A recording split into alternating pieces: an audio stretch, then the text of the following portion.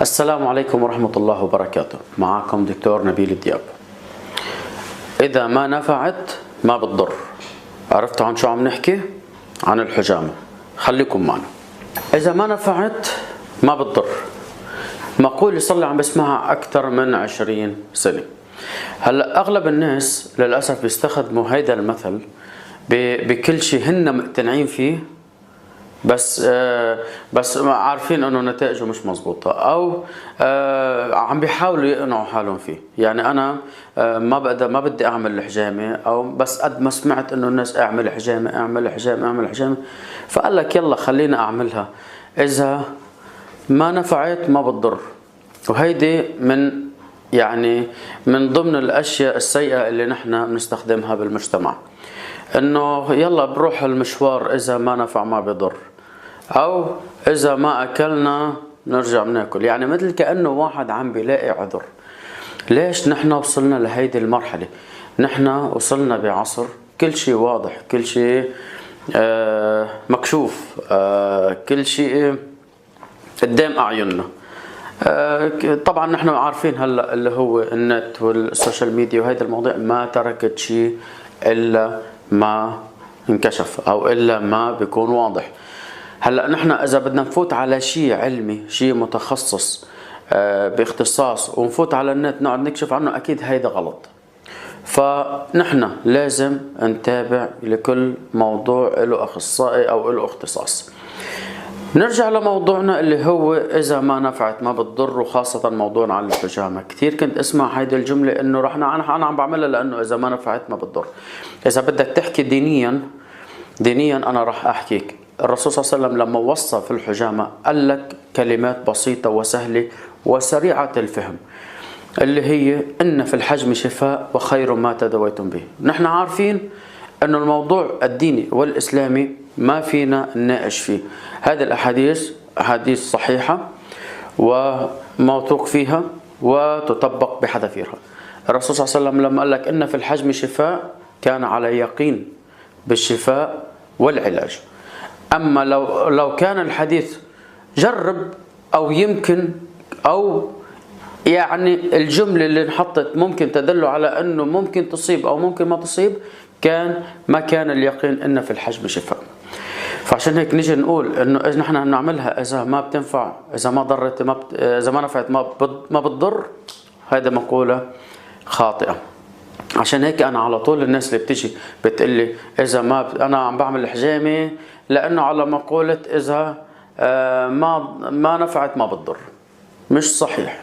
نحن اذا بدنا نعمل شغلة تنفعنا فنحن لازم نعملها ونحن على يقين بالإجابة. فالموضوع اللي هو الموضوع الديني، الشق الديني، أنا هلأ هحكي عن الشق العلمي.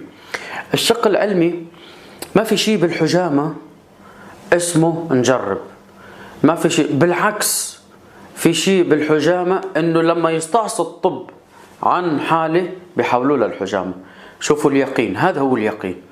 إنه نحن أوقات لما نعجز إنه نعالج أي حالة من الحالات أو الإصابات بالحالات كأدوية أو جراحة أو هيدي المواضيع، نلجأ إلى الحجامة. مع أنه الحجامة اللي هي نعمة من النعم اللي الله أعطانا إياها، ومن أسرع العلاجات اللي ممكن نحن ناخذها. طبعا في ناس بيجي لعندي بيكون عنده 100 شغلة وبده يعالج فورا أو حجامة فورا.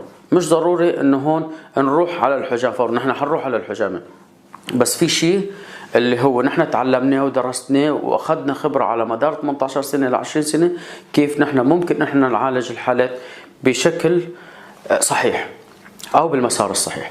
فعشان هيك من الناحية العلمية ما في اي شك، ومن الناحية الدينية ما في اي شك. فعشان هيك موضوع انه اذا ما نفعت ما بتضر، هيدي مقولة خاطئة. نحن كثير حتى عم نحكي هلأ بالسوشيال ميديا أو بمواقع أو بحساباتي كلهم اللي هي موضوع الخرافة نحن عم نحكي عنه، موضوع هل تعلم عم نحكي عنه، موضوع المعلومات عم نحكي عنه.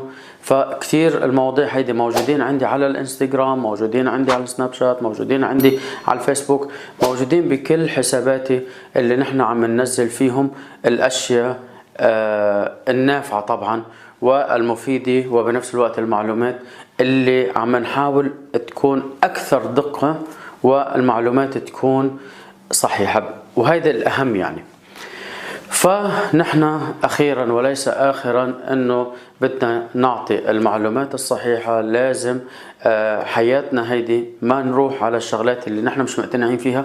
حتى في معلومات أنه أنا كنت أوصلها للناس أنت مش مقتنع لا تسوي، أفضل بكتير ما أنك عم بتسوي وتروح على مقولة إذا ما نفعت ما بتضر، أو إذا ما ضرت ما بتنفع. يعني الناس بتاخدها بكل الأشكال. فهي المقولة الأساسية اللي هي مثلا إذا ما نفعت ما بتضر، لا، هيدي مقولة خاطئة، ويفضل أنه الواحد يروح على الطريق الصحيح. حتى في نصيحة أنا بنصحها على طول، اللي هي أكلة ما بتحبها لا تاكلها. موضوع مش مقتنع فيه لا تضيع وقتك فيه. حاول أنك أنت توصل للمكان أو الطريقة اللي أنت بدك إياها عشان تاخد النتيجة الصحيحة. فأنت مجرد ما عم بتفوت على الموضوع، من بعد ما أنت سألت، من بعد ما أنت بحثت، بعد ما أنت درست وعملت واكتشفت أنه هذا الموضوع ممكن يفيدك، سويه، لأنه راح تستفيد 1,000,000%. أما إذا 1% أنك أنت شاكك فيه وممكن أنه نتائجه مش مضمونة أو نتائجه مش مضبوطة، أو اللي هي الجملة الأساسية اللي نحن بلشنا فيها، إذا ما نفع ما بضر، فراجع حساباتك. يعطيكم العافية.